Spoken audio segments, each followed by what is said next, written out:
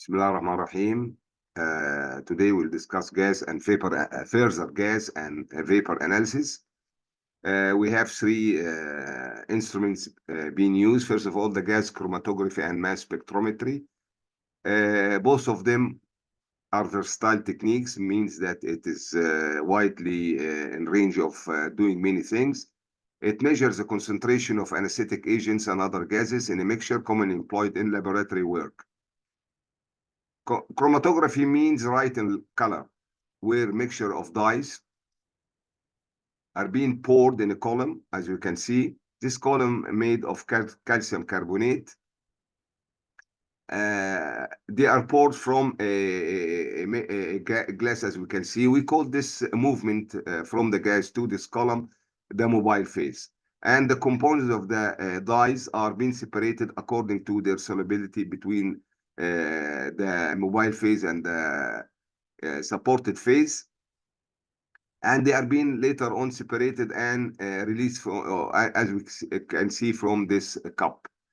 The instrument, as we can see, is made of a long coil tube to give enough time for the separation, and the components of the mixture of gases where I want to identify is being injected through this port, and we have a flow meter to assure a steady flow, and then we use suppose helium or nitrogen as a carrier gas. So this is called mobile phase, where the gas is taking the mixture to this column. This column in the apparatus is made of silica alumina and covered by silicon oil. You see, so this mixture are being separated one after other according to the solubility between the two phases, and they are released after that to go to a detector and expressed on a monitor. So this is the principle of the chromatography. We call it also gas liquid chromatography, because sometimes we use liquids and they are being heated to be vaporized. Of course, as we know, solubility is affected by temperature. This is why the apparatus ought to be in a constant temperature. And as we said, the long coiled glass is assuring a proper timing for separation. Now we come to the detectors. We have three known detectors. Each of them is responsible for one of the components. First of all, the flame ionizing detector. Flame ionizing detectors is made of a flame where we have hydrogen and air creating a flame. This flame creates particles. If this particle is being subjected to a volt, this will create a current. So whenever the mixture, especially organic gases, pass by this ionized flame, these particles will be changed, and the current by the time also will change according to the organic gas passing by. And this is the way where I can know, identify the gas, and meanwhile can know the concentration. The second one is what we call the thermal conductivity detector, thermometer. Is made of a heating wire. Of course, this heating wire has a resistance. This resistance is changed, of course, when inorganic gases pass as nitric oxide oxygen. This change in the resistance is going to be identified to know the type of the gas and its concentration. The last one is the electron capture detectors, where we have a cathode and anode. This cathode is releasing electrons going to the anode. So the halogenated, especially it's designed for the halogenated components. Whenever it goes through it, it captures this electrons, and this current is being changed accordingly. So this is the way where we can identify the halogenated components and their concentration. Of course, the bad thing about this apparatus is that we have to have a preliminary knowledge of the type of substance present. You see, this is the drawbacks of it. Of course, when I inject the different gases in the components, the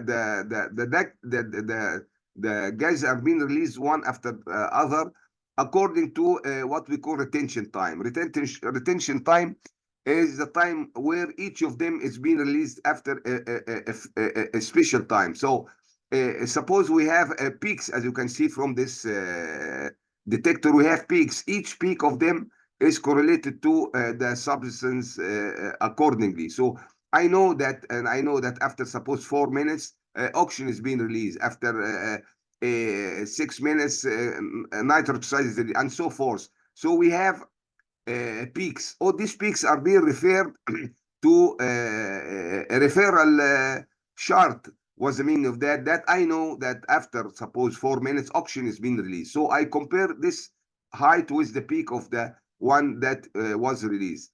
The difference, I can identify the type and of course the concentration of the gas released.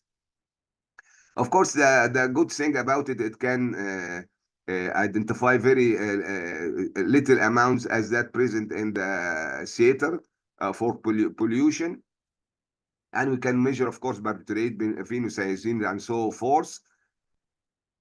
It allows the identification of the measure, as we said, the very low concentration of drugs. It is versatile. I said before that it's variable. We can use it for different types of gases or liquids.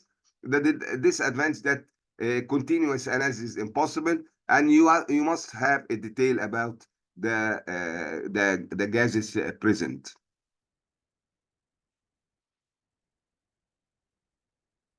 The second apparatus is mass spectrometer.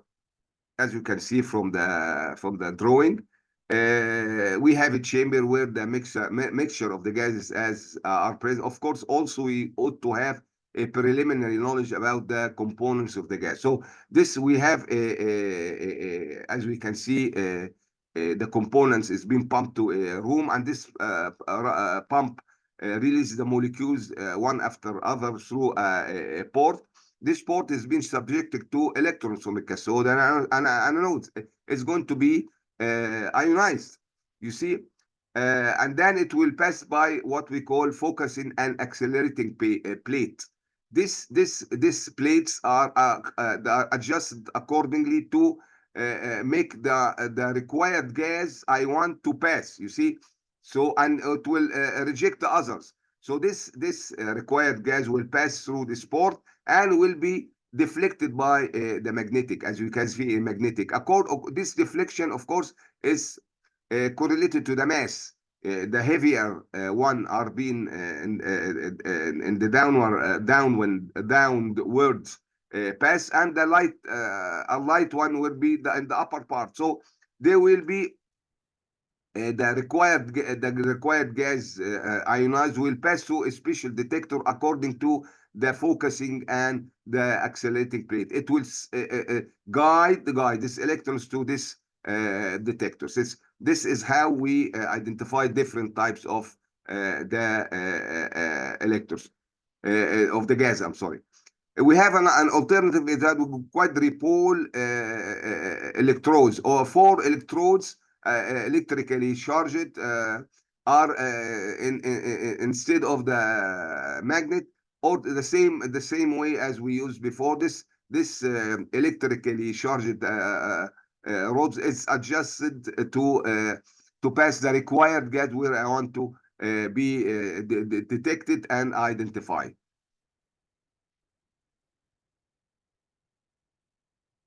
Of course, it can also measure very little amount, and we can have a time of less than 100 millisecond, and it can be used to measure breath by breath analysis of expired air.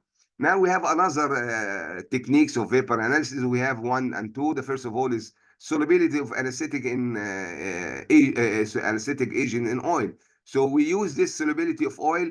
This has been covering the crystal of quartz. This crystal of quartz has a resonance. It moves accordingly, and then this movements, of course, will be affected by absorption of the gases on the liquid. According to Henry's law, the solubility of gases in the liquid. This change according to the solubility and the amount of the gas will change the resonance of this quartz. This difference will guide me to measure this type of gas. The second thing is, of course, measuring the velocity in ultrasound. Of course, when this gases are being subjected to ultrasound, this ultrasound velocity will change according to the gas. The third one is Raman spectrometry, where we will discuss later on.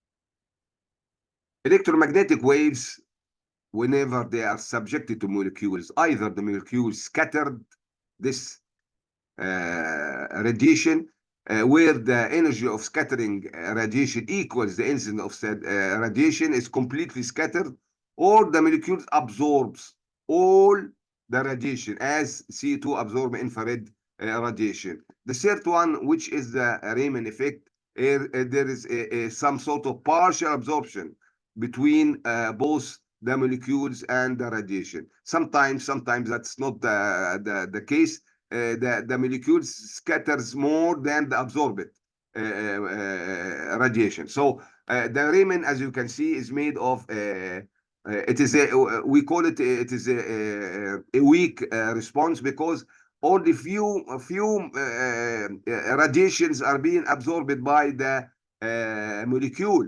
Very little, from maybe 1 from 10 million rays is being absorbed. So we call it a weak. This is why first of all, the detectors are being subjected perpendicular to the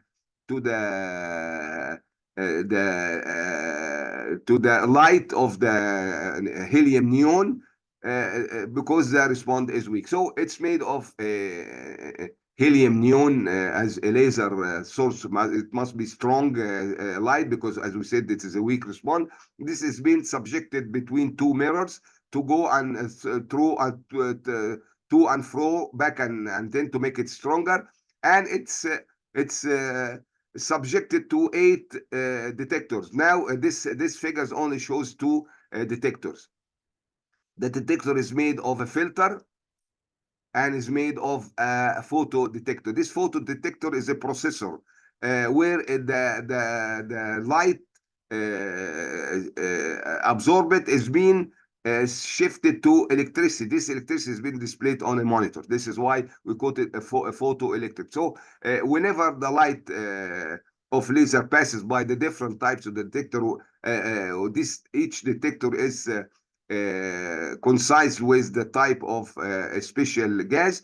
It's of course according to the absorption. This absorption of the neon causes change in the activity of the molecules, the bond between the molecules. This is the response where I'm using to reflect this scattered radiation to identify and know the amount of the gas.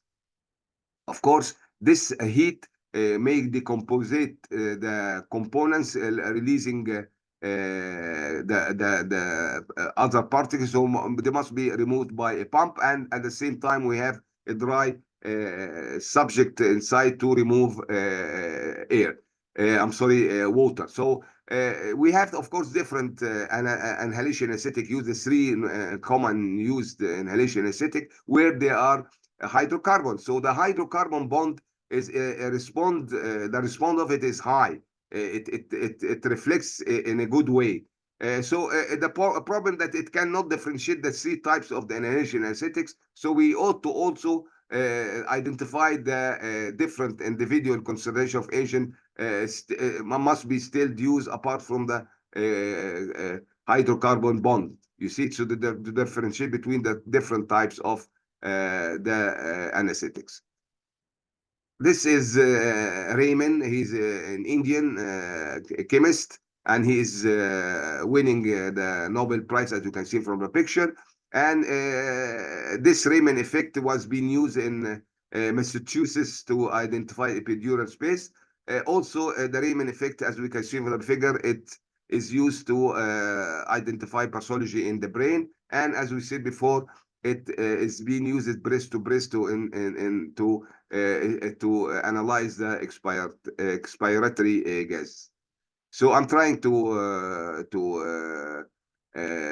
do this lecture for my young colleagues for subjected for master degree or MD degree. So I hope to see you later on. Wassalamu alaikum wa rahmatullahi wa barakatuh. Nice to see you. Nice to meet you.